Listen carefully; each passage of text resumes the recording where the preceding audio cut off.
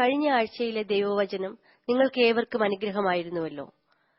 നിങ്ങളുടെ പ്രതികരണങ്ങൾക്ക് നന്ദി അറിയിച്ചുകൊള്ളുന്നു. വീണ്ടും പുതിയ ആഴ്ച ദൈവവചനം കേൾക്കുവാൻ നമ്മളെ തന്നെ ദൈവസന്നിധിയിലേക്ക് ഏൽപ്പിച്ചു കൊടുക്കാം. ഇന്ന് ആരാണ് കുറിവാക്യം ദൈവവചനം വായിക്കുന്നത്? 1 Thessalonians chapter 1 verse 6 till end. You became imitators of us and of the Lord, in spite of severe suffering. You welcomed the message with the joy given by the Holy Spirit.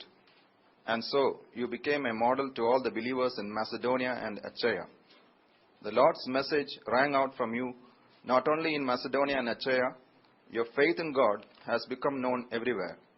Sajam വായിച്ച വേദഭാഗത്തിലെ 1 തെസ്സലോനി 1 അധ്യായം 5 വാക്യം വായിച്ചേ. ശക്തിയോടും പരിശുദ്ധാത്മാവോടും ബഹുനിശ്ചയത്തോടും കൂടെ ആയിരുന്നു നിങ്ങളുടെ അടുക്കൽ വന്നത്. നിങ്ങളുടെ നിമിത്തം ഞങ്ങൾ നിങ്ങളുടെ ഇടയിൽ എങ്ങനെ പെരുമാറിയിരിക്കുന്നു എന്ന് അറിയുന്നുവല്ലോ. Price the Lord. പ്രിയ അപ്പോസ്തലൻ പൗലോസ് പറയുകയാ, ഞങ്ങളുടെ വചനം നിങ്ങളുടെ ഇടയിൽ വന്നത് വചനമായി മാത്രമല്ല, പിന്നെ എങ്ങനെയോടാ വന്നത്? ശക്തിയോടും പരിശുദ്ധാത്മാവോടും ബഹുനിശ്ചയത്തോടും കൂടെ ആയിരുന്നു. വചനം കടന്നു വരുമ്പോൾ അത് ശക്തിയോടെ കടന്നു വരണം, ബഹുനിശ്ചയത്തോടെ കടന്നു വരണം, പരിശുദ്ധാത്മാവിനോട് കൂടെ കടന്നു വരണം. അപ്പോഴായി വചനത്തിന് ജീവൻ വയ്ക്കുന്നത്. പലപ്പോഴും നമ്മൾ ഈ വചനം വായിക്കുകയും പ്രാർത്ഥിക്കുകയൊക്കെ ചെയ്തിട്ടും ഒന്നും നടക്കാത്ത എന്താന്ന് ചോദിച്ചാൽ ഈ ക്വാളിറ്റീസ് ഇതിനില്ലാത്തതുകൊണ്ടാണ്. വചനം വായിക്കുകയും പഠിക്കുകയും ചെയ്യുമ്പോൾ അത് നമ്മുടെ ഉള്ളിൽ ബഹുനിശ്ചയത്തോടും പരിശുദ്ധാത്മാവിനോടുകൂടിയും ശക്തിയോടും കടന്നു വരുന്നില്ല എങ്കിൽ വചനത്തിന്റെ മർമ്മം വെളിപ്പെടത്തില്ല. വചനത്തിന്റെ മർമ്മം വെളിപ്പെടുമ്പോൾ മാത്രമേ വിടുതൽ നടക്കൂ.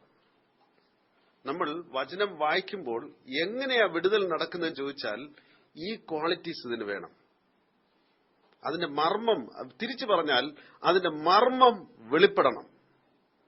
മർമ്മം വെളിപ്പെടുമ്പോഴാണ് ശക്തി അതിൽ നിന്ന് പുറപ്പെടുന്നത്. പരിശുദ്ധാത്മാവിന്റെ ശക്തി പുറപ്പെടുന്നത് ബഹുനിശ്ചയം, വിശ്വാസത്തിന്റെ ശക്തി. ഇന്ന് നമ്മൾ വചനം വായിച്ച് പോ പിശാച് എന്ന് പറഞ്ഞ് ഓടിച്ചാല് പിശാച് പോകത്തില്ല. നീ ആരടാ പറയാൻ ചോദിക്കും. കാര്യം ഇത് വെളിപ്പെടാത്തതാ. നീ ആരടാ ചോദിക്കാൻ? പൗലോസിനെ എനിക്കറിയാം, യേശുവിനെ എനിക്കറിയാം, നീ ആരാ? കാരണം എന്താന്ന് ചോദിച്ചാൽ വചനം വായിക്കുന്നവൻ, സംസാരിക്കുന്നവൻ ഉപയോഗിക്കുമ്പോൾ വചനത്തിന്റെ ശക്തി പുറത്തു വരണം. ഇതിനകത്തിരിക്കുന്ന വചനത്തിന് എപ്പോഴാ ശക്തി വരുന്നത്? ഞാൻ ഈ പറയുന്ന ക്വാളിറ്റീസ് പുറത്തു വരുമ്പോഴാ. അതുവരെ ഇത് വെറും പുസ്തകമായിട്ടേ ഇരിക്കുന്നുള്ളൂ. It's only a book. When the power comes out,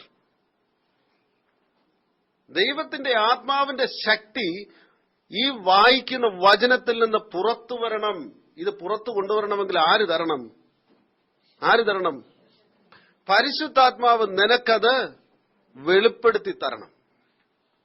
വായിക്കാം 6 വാക്യം. ബഹുകഷ്ടം സഹിക്കേണ്ടി വന്നിട്ടും നിങ്ങൾ പരിശുദ്ധാത്മാവിന്റെ സന്തോഷത്തോടെ വചനം കൈക്കൊണ്ട് ഞങ്ങൾക്കും കർത്താവിനും അനുകാരികളായി തീർന്നു. മതി. നിങ്ങൾ പരിശുദ്ധാത്മാവിന്റെ സന്തോഷത്തോടെ വചനത്തെ കൈക്കൊണ്ടു. അതായത് കഷ്ടങ്ങളിരിക്കുമ്പോൾ പലപ്പോഴും ദൈവവചനത്തെ പരിശുദ്ധാത്മാവിന്റെ വചനമായി കരുതുവാൻ പലപ്പോഴും ബുദ്ധിമുട്ടാണ്. നമുക്കൊരു പുറകോട്ടൊന്ന് പോകാം. 2 ദിനവൃത്താന്തം 20 അധ്യായം 3 വാക്യം. യഹോശാഫാത്ത് ഭയപ്പെട്ട് യഹോവയെ അന്വേഷിപ്പാൻ താല്പര്യപ്പെട്ട് യഹൂദയിലൊക്കെയും ഒരു ഉപവാസം പ്രസിദ്ധം ചെയ്തു. മതി. യഹോശാഫാത്ത് ഭയപ്പെട്ട് യഹൂദയിലൊക്കെയും ഒരു ഉപവാസം പ്രഖ്യാപിച്ചു. എന്താന്ന് വെച്ചാൽ, ശത്രു ആക്രമിക്കാൻ വരുന്നത് കേട്ടിട്ട് ശത്രുവിന്റെ ശക്തിയെക്കുറിച്ചും ബലത്തെക്കുറിച്ചും മനസ്സിലാക്കി യഹോശാഫാത്ത് ഭയപ്പെട്ടുപോയി. അവൻ ഉടനെ ഒരു ഉപവാസം പ്രഖ്യാപിച്ചു. Praise the lord. പ്രഖ്യാപിച്ചപ്പോൾ 12-ാം വാക്യം, ഞങ്ങളുടെ ദൈവമേ, നീ അവരെ ന്യായം വിധിക്കുകയില്ലയോ? ഞങ്ങളുടെ നേരെ വരുന്ന ഈ വലിയ സമൂഹത്തോട് എതിർപ്പാൻ ഞങ്ങൾക്ക് ശക്തിയില്ല, എന്തു ചെയ്യേണ്ടു എന്ന് അറിയുന്നതുമില്ല.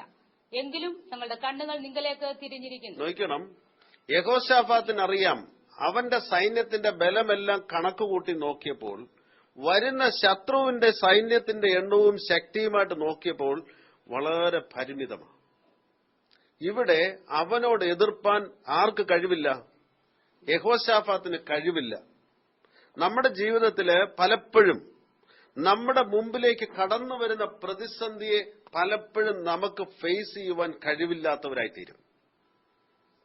എങ്ങനെ? അതുകൊണ്ട് നമ്മൾ ആദ്യം എന്താ ചെയ്യുന്നത്? നമ്മുടെ കഴിവുകളിൽ ആശ്രയിച്ച്, അല്ലെ നമുക്കറിയാവുന്ന കോണ്ടാക്ട്സിൽ ആശ്രയിച്ച്, നമുക്കറിയാവുന്ന MLA-മാരെ പിടിച്ച്, നമുക്കറിയാവുന്ന വക്കീലന്മാരെ പിടിച്ച് ഇതൊന്ന് സോൾവ് ചെയ്യുവാനായിട്ട് ശ്രമിക്കും. പരമാവധി നമ്മുടെ ശക്തിയിൽ തന്നെ ആശ്രയിച്ചുകൊണ്ട് ദൈവത്തെ ശല്യം ചെയ്യാതെ ഇതൊന്ന് തീർക്കുവാനായിട്ട് നമ്മൾ ശ്രമിക്കും.